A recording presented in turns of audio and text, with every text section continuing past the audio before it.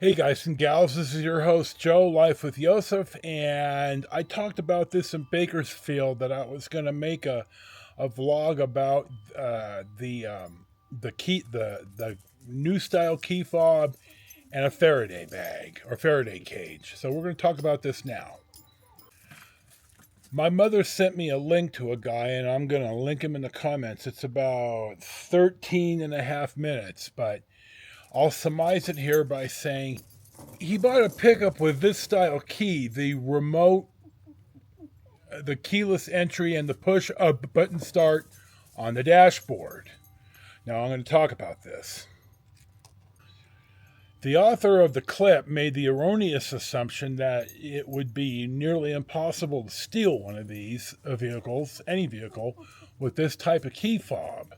It turns out that's not exactly accurate. So I reached out to three of my people who are incredibly bright: Michael M., John P., and Kevy, who John P. and Kevy I went to school with, and Michael is married to a gal Joanne that I went to school with. So I know these people in various ways, and they're a thousand times smarter than I am.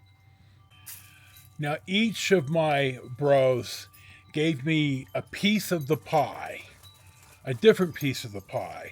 So I also looked on Reddit. So I'm going to read. I'm going to paraphrase this. I gotta take my glasses off. So hold on. The type of key this is, according to the guy on Reddit, who seemed to make a lot of sense, is this is a passive keyless entry (PKE) or a passive start and entry (PASE) or PSE. Now it works because the vehicle is broadcasting a low frequency wake up signal, 125 to 135 megahertz. When the key fob recognizes the specific mated paired signal from the vehicle, it responds with its own identifier in UHF frequency, generally 300, 434, and 900 megahertz. If the vehicle recognizes the ID being put forth by the fob, then you could unlock the doors and start a vehicle, whether you have remote start, which I do not have, or you have the push up button on the dash start. So no more key.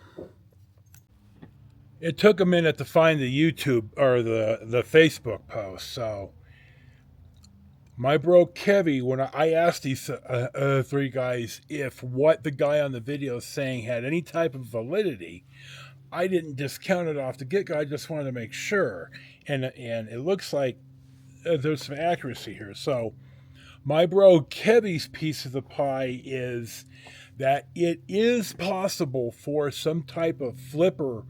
He says you could buy one on AliExpress for $200, and this device will capture the signal from the truck to the fob. Now, my bro John P., who I went to elementary school with, I've known him that long. Um, he says that yes, a Faraday cage or Faraday bag like this, and I'll come back to it, will work. My bro Michael M said pretty much what the guy on Reddit said, was that the key fob is passive, the vehicle is sending the signal. So these are the three pieces of the pie that my bros helped me with, and I want to acknowledge each of them here. So hold on. I'm going to link to Michael Faraday in the description from Wikipedia.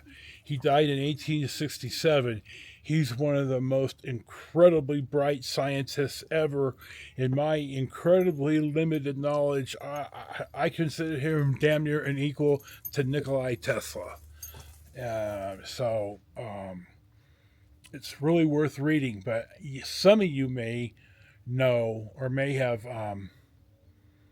may recognize Michael Faraday's last name from the USS Faraday on Star Trek. And that's what rung the bell. So my bro Michael M said pretty much what the guy on Reddit said, was that the key fob is passive, the vehicle is sending the signal. So these are the three pieces of the pie that my bros helped me with, and I want to acknowledge each of them here.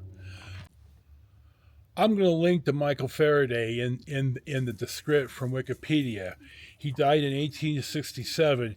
He's one of the most incredibly bright scientists ever.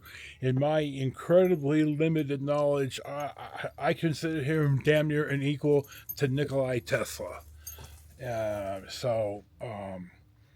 It's really worth reading, but some of you may know or may recognize Michael Faraday's last name from the USS Faraday on Star Trek. And that's what rung the bell. So now here's the key to the pickup of the locomotive. I got like 6 of them. I lose the other ones endlessly. But my keys, and I wear my keys around my neck because I lose my keys, and I just got tired of it. So I tried to wear my phone around my neck too, but that didn't work. So anyway, you see the key. It's a medium-sized bag. I can't remember the price, but I'll put the link to Amazon on my descript.